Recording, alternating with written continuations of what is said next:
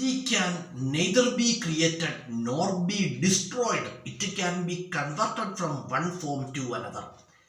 അതിനർത്ഥം ഊർജത്തെ നിർമ്മിക്കുവാൻ സാധ്യമല്ല, അതുപോലെ തന്നെ ഊർജത്തെ നശിപ്പിക്കുവാൻ സാധ്യമല്ല. പക്ഷേ ഒരു രൂപത്തിലുള്ള ഊർജത്തെ നമുക്ക് എന്തു ചെയ്യാൻ കഴിയും? മറ്റൊരു രൂപത്തിലേക്ക് മാറ്റുവാൻ കഴിയും.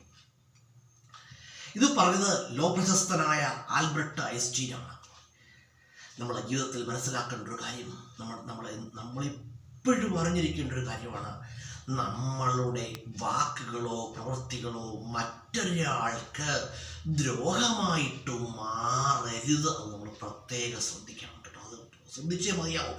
നമ്മളുടെ വാക്കുകൾക്കോ പ്രവൃത്തികൾക്കോ മറ്റൊരാൾക്ക് സന്തോഷം നൽകാനായില്ലെങ്കിൽ കൂടി നമ്മളുടെ വാക്കുകളോ പ്രവൃത്തികളോ മറ്റൊരാൾക്ക് ദുഃഖമായിട്ട് മാറരുത്.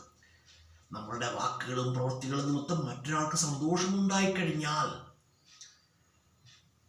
ഒരാൾക്ക് സന്തോഷമുണ്ടാകുമ്പോൾ അവിടെ ഒരു പോസിറ്റീവ് എനർജി ഫോം ചെയ്യുകയാണ്. ഒരു പോസിറ്റീവ് എനർജി. അപ്പം ആ സന്തോഷത്തിന് കാരണക്കാരനായ വ്യക്തിയെ ഈ പോസിറ്റീവ് എനർജി തേടി ചെല്ലും എന്നാണ് പറയുന്നത്. എന്നിട്ട് എന്ത് ചെയ്യും? ആ സന്തോഷത്തിന് കാരണക്കാരനായ വ്യക്തിയുടെ ജീവിതത്തിൽ എന്തുണ്ടാവും? സന്തോഷങ്ങളും അഭിവൃദ്ധികളും ഉണ്ടാകുമെന്നാണ്. അതുപോലെ തന്നെയാണ് വാക്കുകളോ പ്രവൃത്തികളോ മറ്റൊരാൾക്ക് ദ്രോഹമുണ്ടായിക്കഴിഞ്ഞാൽ, അയാൾക്ക് പ്രയാസങ്ങൾ ഉണ്ടാക്കിക്കഴിഞ്ഞാൽ, അയാൾക്ക് ബുദ്ധിമുട്ടുകൾ ഉണ്ടാക്കിക്കഴിഞ്ഞാൽ അവിടെ ഉണ്ടാകുന്ന ഒരു നെഗറ്റീവ് എനർജിയാണ്. ആ നെഗറ്റീവ് എനർജി എന്ത് ചെയ്യും? ഈ ദുഃഖത്തിന് കാരണക്കാരൻ ആരാണോ അയാളെ തേടി ചെല്ലുകയും അയാളുടെ ജീവിതത്തിൽ എന്ത് ചെയ്യും? പ്രശ്നങ്ങളും പ്രതിസന്ധികളും ഒക്കെ ക്രിയേറ്റ് ചെയ്യുകയും ചെയ്യുമെന്നാണ് നമ്മുടെ ജീവിതത്തിൽ മനസ്സിലാക്കേണ്ടത്. ഇത്രയേ ഉള്ളൂ. നമ്മുടെ ജീവിതത്തിൽ നമ്മുടെ വാക്കുകളോ പ്രവൃത്തികളോ വേറൊരാൾക്ക് ദോഷമായി മാറരുത്. നല്ലത് ചിന്തിക്കാനും പ്രവർത്തിക്കാനും നമുക്ക് കഴിയണം കേട്ടോ. അപ്പം നിങ്ങൾ ചോദിക്കും, ഞാൻ അങ്ങനെയാണോ? എൻ്റെ വാക്കുകളോ പ്രവൃത്തികളോ മറ്റൊരാൾക്ക് ദ്രോഹമായി മാറരുത് എന്നാണ് ഞാൻ ആത്മാർത്ഥമായിട്ടും ആഗ്രഹിക്കുന്നത്. ഇത് കരുതി എല്ലാവരെയും മാനസികമായിട്ട് അക്സെപ്റ്റ് ചെയ്യാനൊന്നും എനിക്ക് കഴിയില്ല കേട്ടോ. അത് വേറെ കാര്യം.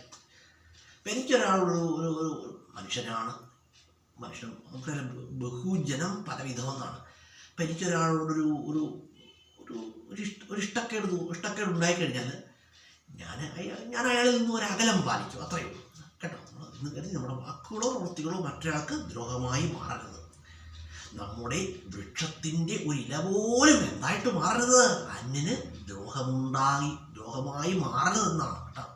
അങ്ങനെ വേണം നമ്മൾ ആത്മാർത്ഥമായിട്ട് ആഗ്രഹിക്കാൻ. നല്ലത് ചിന്തിക്കുക, നല്ലത് പ്രവർത്തിക്കുക.